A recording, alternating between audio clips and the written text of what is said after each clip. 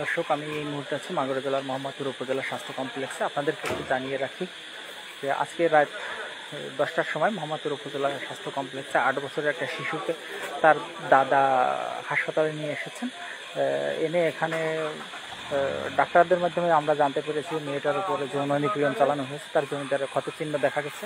এমন একটা পরিস্থিতিতে মোহাম্মদপুর থানা পুলিশের 3টি টিম এখানে এসেছেন এবং পাশাপাশি মেয়েটাকে যেহেতু তার জমিদারের ক্ষতচিহ্ন আছে সেহেতু তাকে ওয়ান স্টপ ক্রাইসিস অর্থাৎ তাকে মাগুরা টেস্ট করানো, শারীরিক পরীক্ষা করানোর জন্য পাঠানো হচ্ছে।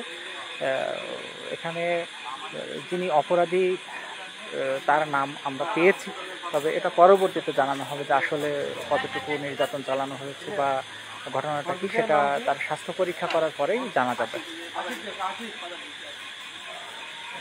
8 বছরের একটা মেয়ে শিশুর উপরে যৌন নিপীড়ন চালানো হয়েছে এমন একটা অবস্থার পরে কিন্তু একটু হুটাটা বাজে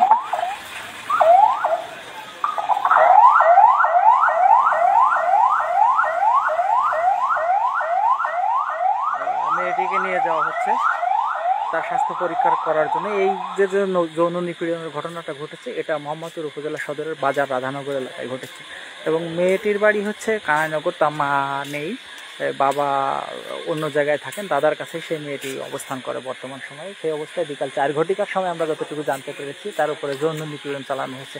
যিনি এই নির্যাতনটা চালিয়েছেন তার নাম আমরা পাইলেও আপাতত জানানো সম্ভব হচ্ছে না,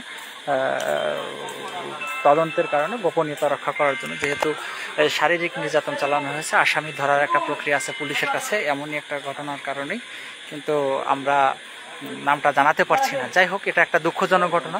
আপনারা জানেন যে আসিয়া ধর্ষণের ঘটনা, মাগুরা জেলার শ্রীপুরে যে আসিয়া ধর্ষণের ঘটনা ঘটেছিল, ঠিক সেরকম একটা ঘটনা। হয়তো শারীরিক নির্যাতনের পরিমাণটা তার থেকে একটু কম হলেও একেবারে এটাও কম বলা যায় না, যেহেতু যিনি এই যৌন নিপীড়ন চালিয়েছেন তার বয়স 55 থেকে 60 বছর হবে, এমনটা আমরা জানতে পেরেছি। আমরা ডাক্তারের সাথে কথা বলেছিলাম, তিনি আমাদেরকে নিশ্চিত করেছেন যে হ্যাঁ, মেয়েটার জমিদারে ক্ষতচিহ্ন আছে, খোলা আছে, তবে ধর্ষণ নাকি অন্য কোনোভাবে তার জমিদারে কোনো কিছু প্রবেশ করানো হয়েছে সে বিষয়টা আমরা জানতে পারবো ওয়ান স্টপ ক্রাইসিস, যেখানে মাগুরা মেডিকেল থেকে তার স্বাস্থ্য পরীক্ষা করার পরেই কিন্তু জানা যাবে।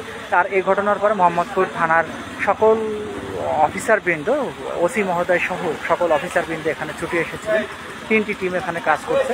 তো সেই শিশুটিকে যে যৌন নিপীড়নের শিকার হয়েছে সেই শিশুটিকে কিন্তু অলরেডি মাগুরাতে পাঠানো হলো এবং মোহাম্মদপুর থানা অফিসার ইনচার্জ আব্দুর রহমান সাহেব, আমরা কথা বলেছিলাম, তিনি বলেছেন যে তদন্তের স্বার্থে আপাতত আসামির বিস্তারিত জানানো যাচ্ছে না। পাশাপাশি বক্তব্যও তিনি দিতে চাননি, যে আগে ঘটনাটা জানতে হবে, ক্লিয়ার হওয়ার পরে কিন্তু আমাদেরকে বক্তব্য দিতে চেয়েছেন।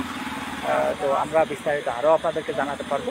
পরবর্তীতে পুলিশি যে প্রক্রিয়া আছে সেই প্রক্রিয়াটা কীভাবে সম্পন্ন হবে বা কীভাবে করবেন সেই বিষয়টা জানার পরে কিন্তু আমরা আরও আপনাদেরকে বিস্তারিত জানাতে পারবো।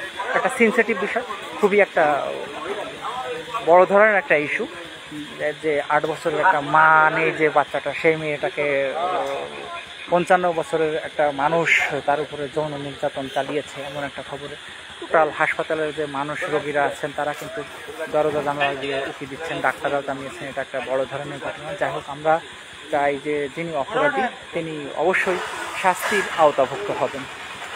এতক্ষণ যারা আমার সাথে ছিলেন সকলকে অসংখ্য ধন্যবাদ জানাচ্ছি। তো পাশাপাশি আরও একটু বলে রাখি যে আমরা এই ঘটনা জানার পরে মোহাম্মদপুর উপজেলা ছাত্রদলের সদস্য সচিব রজব আলী তিনি এসেছেন এবং তিনি আমাদেরকে বলেছেন যে ঢাকা মহানগর দক্ষিণ যুব দলের সদস্য সচিব রবিউল ইসলাম নয়ন তিনি এই রোগীটির সম্পূর্ণ দায়ভার বা সম্পূর্ণ যে চিকিৎসা ব্যয়ভার তিনি বহন করবেন, এমনটা কিন্তু আমাদেরকে নিশ্চিত করেছেন। পাশাপাশি আরও বিশ্লেষণ চলছে যে অপরাধী কে বা সে কী করে না করে এ বিষয়টাও সামনে আসবে, আমরা পরবর্তীতে আপনাদেরকে আপডেট জানাতে পারবো। এ বিষয়ে মোহাম্মদপুর উপজেলার একেবারে সর্বোচ্চ পর্যায়ের বড় বড় মিডিয়া ব্যক্তিত্ব এখানে উপস্থিত হয়েছিলেন। তো আপনারা পাশে থাকবেন এবং আমরা আপনাদেরকে সম্পূর্ণ ঘটনাটা জানানোর চেষ্টা করব। ধন্যবাদ সকলকে।